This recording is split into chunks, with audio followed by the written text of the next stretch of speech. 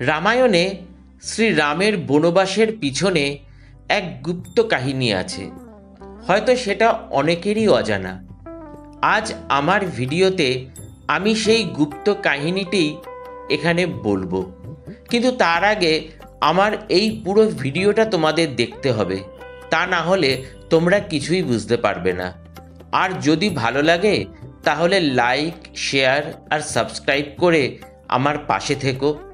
আর হ্যাঁ, পাশের বেল আইকনটা প্রেস করে অল বটনটা ক্লিক করে দিলে আমার ভিডিওগুলো সবার আগে তোমাদের কাছে পৌঁছাবে।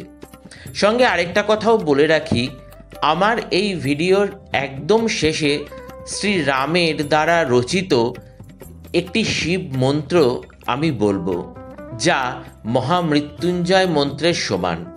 অনেক ঋষি বা অনেক জ্ঞানীগুণী মানুষরা বলেন এই মন্ত্রটি নাকি মহামৃত্যুঞ্জয় মন্ত্রের থেকেও শক্তিশালী।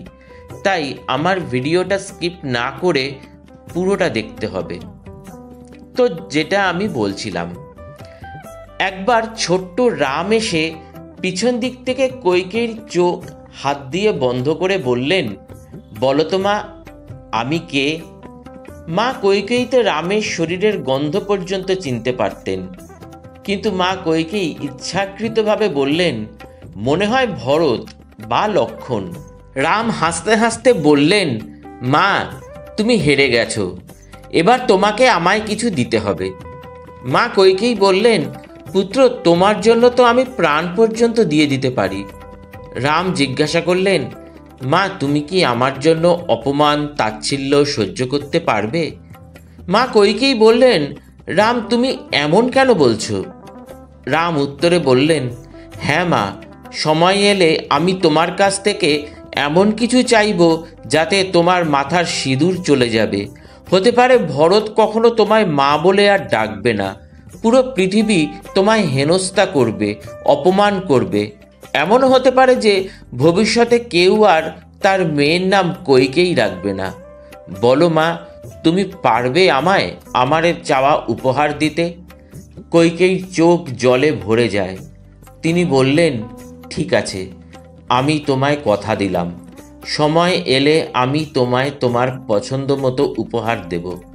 পুরো সংসার জানে মাতা কইকেয়ী ভরতের জন্য রামকে ত্যাগ করেছিলেন, কিন্তু আসল সত্য হলো মাতা কইকেয়ী শ্রীরামের জন্য শুধুমাত্র ভরতকেই নয়, পুরো সংসার ত্যাগ করে দিয়েছিলেন। যদি আমার এই ভিডিওটি ভালো লাগে তাহলে অবশ্যই লাইক করবেন। আর হ্যাঁ, আমি প্রথমেই বলেছিলাম যে শ্রীরাম রচিত একটি শিব মন্ত্র আমি লাস্টে বলবো। মন্ত্রটি মহামৃত্যুঞ্জয় মন্ত্রের থেকেও শক্তিশালী। আর এই মন্ত্রটি হলো ওং শ্রী শিবায় নমস্তুভ্যং। প্রতিদিন যদি সকাল সন্ধে 108 বার করে এই মন্ত্রটি জপ করা যায়, তাহলে তোমাদের জীবনে যত সমস্যাই আসুক না কেন সব ধীরে ধীরে দূর হতে থাকবে।